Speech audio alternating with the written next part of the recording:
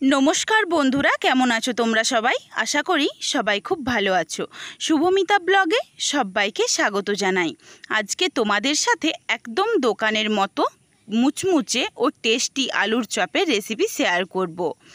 একদম কিন্তু দোকানের মতোই খেতে হবে, সেই জন্য রেসিপিটা তোমাদের কন্টিনিউ করতে হবে। কেউ স্কিপ করো না, স্কিপ করলে অনেক কিছু মিস করে যাবে, কারণ মাঝে মাঝে অনেক কিছু এমন টিপস দেওয়া থাকে যেগুলো ফলো করলে একদম দোকানের মতোই কিন্তু আলুর চপটা খেতে লাগবে। চলো রেসিপিটা দেখে নেওয়া যাক। কেউ স্কিপ করো না, আবারও তোমাদের বলে রাখলাম, কন্টিনিউ করতে থাকো। প্রথমেই দেখো, আমি এইখানে একটা কড়াই বসিয়ে কড়াইটাকে হালকা আঁচে গরম করে নিয়েছি। খুব বেশি কিন্তু গরম করব না, তাহলে বাদামগুলো পুড়ে যাবে। এরপর কিছুটা পরিমাণে বাদাম দিয়েছি, তোমরা অবশ্যই বাদামটা নিজেদের পরিমাণ অনুযায়ী ব্যবহার করো। বাদামটাকে একদম অল্প আঁচে একটু নাড়াচাড়া করে ভালোভাবে ভেজে নেব। বাদামটা ভেজে তুলে রেখে দিয়েছি। এখানে আমি আমার ঝালের পরিমাণ অনুযায়ী 2 শুকনো লঙ্কা, 1 টেবিল স্পুন গোটা জিরে একদম লালচে করে ভেজে নিয়েছি। এরপর দেখো, ওই কড়াইয়ের মধ্যেই 2 টেবিল স্পুন সর্ষের তেল অ্যাড করেছি। এখানে দেখো কিছু মশলা নিয়েছি, পেঁয়াজ কুচি, কাঁচা লঙ্কা কুচি, ধনেপাতা কুচি, বাদামটাকে ছাড়িয়ে দুখাদি করে নিয়েছি, আর রয়েছে যে ভাজা মশলাটা ভেজেছিলাম ওটা গুঁড়িয়ে রেখেছি। এরপর তেলের মধ্যে পেঁয়াজ কুচিটা দিয়ে নাড়াচাড়া করে হালকা লালচে কালার করে ভেজে নেব। এর সাথে যে কাঁচা লঙ্কাটা কুচিয়ে রেখেছিলাম ওটাও দিয়ে দিলাম। নাড়াচাড়া করে দেখো, এরপর ভেজে নিচ্ছি। একদম অল্প আঁচেই কিন্তু ভাজতে হবে, বেশি আঁচ বাড়ালেই কিন্তু পুড়ে যাবে। পেঁয়াজটা দেখো ভাজা আমার হয়ে গেছে, এর থেকে আর ভাজবো না। 1/2 টেবিল স্পুন রসুন বাটা, 1/2 টেবিল স্পুন আদা বাটা দিয়ে নাড়াচাড়া করে ভেজে নেব। আমি এখানে ধনে পাতার ব্যবহার করব। তোমাদের কাছে যদি ধনে পাতাটা না থেকে থাকে, তখন কিন্তু তোমরা যখন ওই গোটা জিরে আর শুকনো লঙ্কা ভাজবে, তখন কিন্তু 1 টেবিল স্পুন গোটা ধনেটা অ্যাড করে ভেজে নিও।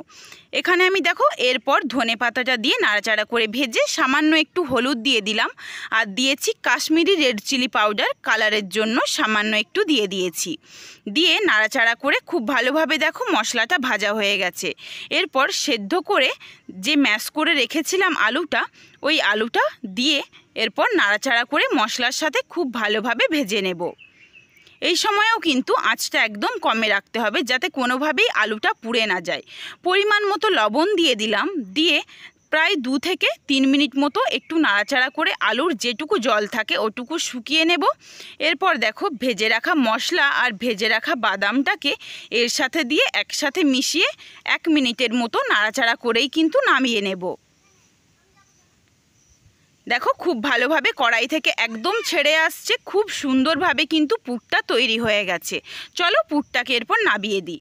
আলুর পুরটা নাবিয়ে চারিদিকে এইভাবে মেলে দিলাম, যাতে খুব তাড়াতাড়ি ঠান্ডা হয়ে যায় আর কোনোভাবেই ভেতরে বাষ্পটা না জমে যে একটা আলুর যে চ্যাটচ্যাটে ভাব থাকে ওটা যেন না চলে আসে।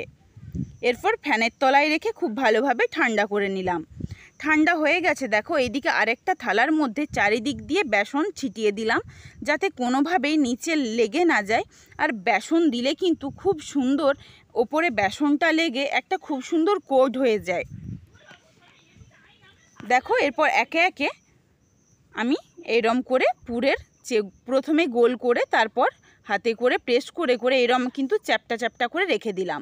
খুব একটা কিন্তু পাতলা করিনি, একটুখানি কিন্তু মোটাভাবেই করেছি। তোমরা চাইলে কিন্তু আরও পাতলা বা আরেকটু মোটা করে নিতেই পারো। বেসন দিয়ে করলে কিন্তু সুন্দরভাবে ছেড়ে আসে, আর একদম ওঠাতেও তোমাদের কোনো সমস্যা হবে না। একসাথে এইভাবে কিন্তু করে রেখে সুন্দর একা হাতেই তুলে ভেজে নিতে পারবে। দেখো বেসনের উপরে প্রত্যেকটা পুর সুন্দরভাবে বানিয়ে রেখে দিয়েছি। চলো এরপর ব্যাটারটা তৈরি করে নিই। এখানে বেসন নিয়েছি, কাশ্মীরি রেড চিলি পাউডার, অল্প একটু হলুদের গুঁড়ো, পরিমাণ মতো লবণ আর খাবার সোডা দিয়ে অল্প অল্প জল দিয়ে খুব ভালোভাবে কিন্তু এইভাবে ফেটিয়ে মেখে নিতে হবে। আমি পুরের সময়ও কাশ্মীরি রেড চিলি পাউডার ব্যবহার করেছি, আর এই ব্যাটারের সময়ও ব্যবহার করেছি, যাতে কালারটা খুব সুন্দর আসে। তোমরা যদি না চাও সেই ক্ষেত্রে কিন্তু নাও ব্যবহার করতে পারো। দেখো এরম একটা স্মুথ ব্যাটার বানিয়ে নিয়েছি, খুব যে পাতলা সেটা কিন্তু না। এরপর 1 বা 2 টেবিল স্পুন মতো গরম যে সাদা তেলে ভাজবো, গরম তেলটা দিলে কিন্তু খুব ভালো মুচমুচে হয় চপটা। গরম তেলটা দিয়ে মিশিয়ে আমি তোমাদের দেখিয়ে দিচ্ছি ঠিক কতটা থকথকে হয়েছে ব্যাটারটা। খুব কিন্তু পাতলা না, আবার খুব ঘনও না, ঠিক কিন্তু এইভাবে ফেটিয়ে ফেটিয়ে করে নিতে হবে, তাহলে খুব মুচমুচে হয় আর খুবই সুন্দর লাগে খেতে, ফুলেও ওঠে চপটা। এরপর একদম একবার তুলতেই সুন্দরভাবে উঠে গেল, নিচে বেসনটা দিয়েছিলাম বলে।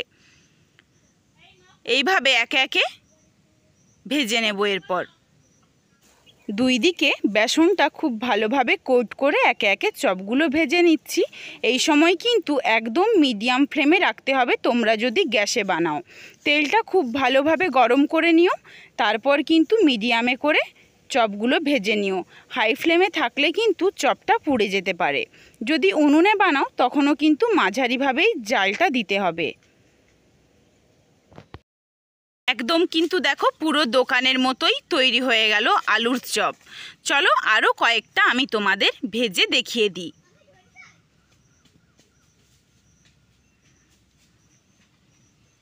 তুলতে কতটা সুবিধে হচ্ছে। আলুর চপ কিন্তু অনেকেই একা হাতে একদমই করতে পারে না, তো এইভাবে কিন্তু খুবই সহজে আলুটা তৈরি করে যদি বেসন ছড়িয়ে তার উপরে রেখে দেওয়া যায়, খুব সহজেই কিন্তু অনায়াসে অনেকগুলো চপ ভেজে নেওয়া যাবে।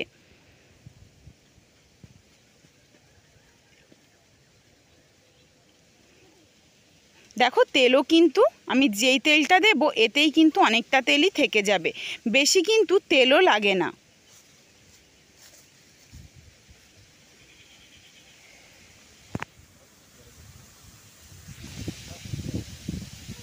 চলো চপগুলো আমি সব ভেজে তারপর তোমাদের দেখিয়ে দিই। সব চপগুলো ভেজে নিয়েছি, যেমন কালার হয়েছে ঠিক তেমনই কিন্তু মুচমুচে। আমার এই রেসিপিটা তোমাদের কেমন লাগলো অবশ্যই কমেন্ট করে জানিও। যদি ভালো লাগে লাইক কমেন্ট শেয়ার করে বন্ধুদের দেখার সুযোগ করে দিও। তোমরা যদি এই রকম নিত্য নতুন রেসিপি দেখতে চাও, তোমরা যদি ফেসবুক থেকে আমার এই রেসিপিটা দেখে থাকো অবশ্যই পেজটিকে ফলো করে দিও। যদি ইউটিউব থেকে দেখে থাকো আমার চ্যানেলটিকে সাবস্ক্রাইব করে পাশে থাকা বেলটি অন করে অল নোটিফিকেশান অন করে রেখো, যাতে আমার প্রত্যেকটা রেসিপির নোটিফিকেশান সবার প্রথমে তোমাদের কাছে পৌঁছে যায়। সবাই ভালো থেকো, সুস্থ থেকো, আবার দেখা হবে নতুন কোনো একটা রেসিপির সাথে।